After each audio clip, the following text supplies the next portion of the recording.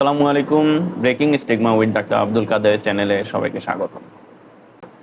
আমরা প্রায় সময় মানুষজনকে বলতে শুনি অমুক লোকের মাথায় সমস্যা তৈরি হয়ে গেছে, তার মাথায় ডিফেক্ট আছে ইত্যাদি।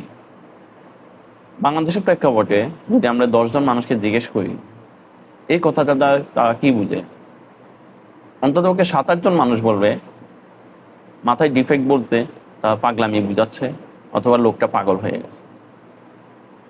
এখানে দোষের কিছু না, কিন্তু এটা ভিন্নতাও থাকতে পারে। বিভিন্ন ধরনের আমাদের ডাক্তার এই ধরনের চিকিৎসাগুলো করে থাকেন, নিউরোলজিস্টরা করে থাকেন, সাইকিয়াট্রিস্টরা করে থাকেন। আমরা ডাক্তারের পরামর্শ নিলেই জানতে পারবো যে আসলে লোকটার মধ্যে কি সমস্যা তৈরি হয়েছে।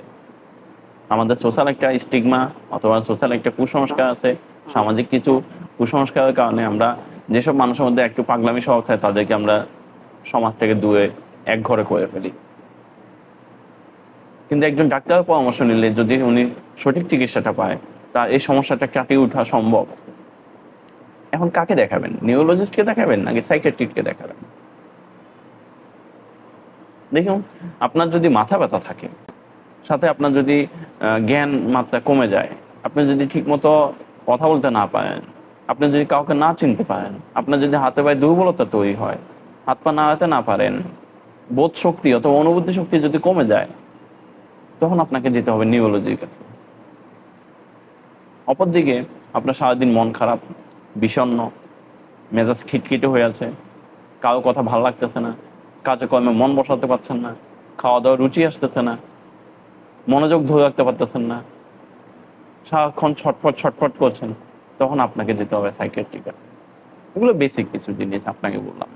এর বাইরে অনেক লক্ষণ থাকতে পারে, কিন্তু ডাক্তারের পরামর্শ নিলে যদি সাইকিয়াট্রিস্টের কাছে যান, তিনি যদি মনে করেন যে এই রোগটাকে নিউরোলজিস্ট দেখলে ভালো হবে, উনি পাঠাতে পারেন নিউরোলজিস্টের কাছে। আবার নিউরোলজিস্ট যদি দেখেন না এই রোগটাকে আমার দেখা দরকার নেই, এটা সাইকিয়াট্রিস্ট দেখবে, তখন উনি সাইকিয়াট্রিস্টের কাছে পাঠাতে পারেন।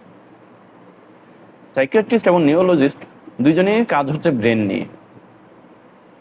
সহজভাবে বলতে গেলে দুইজনই হচ্ছে আমাদের রেল লাইনের দুইটা পাত, যে দুইটা পাতের উপর রেলগাড়িটা চলে। একটা পাত ছাড়া আর একটা পাতের উপর দিয়ে রেলগাড়ি চলতে পারবে না। আশা করি আপনারা এই ব্যাপারগুলো নিয়ে সচেতন হবেন, জানবেন, নিজে নিজে সিদ্ধান্ত নেওয়ার আগে অন্তত একজন ডাক্তার পরামর্শ নেবেন যে মানুষজনকে একজনকে পাগল বলে ফেলবো, একজনকে সমাজ থেকে বের করে দিব। দেখতে থাকুন, শুনতে থাকুন। Breaking stigma with doctor Abdul Kader চ্যানেলের সাথে থাকুন। মনে রাখবেন, মানসিক অসুস্থতা আর বোঝা নয়, সঠিক চিকিৎসায় হয় নিরাময়।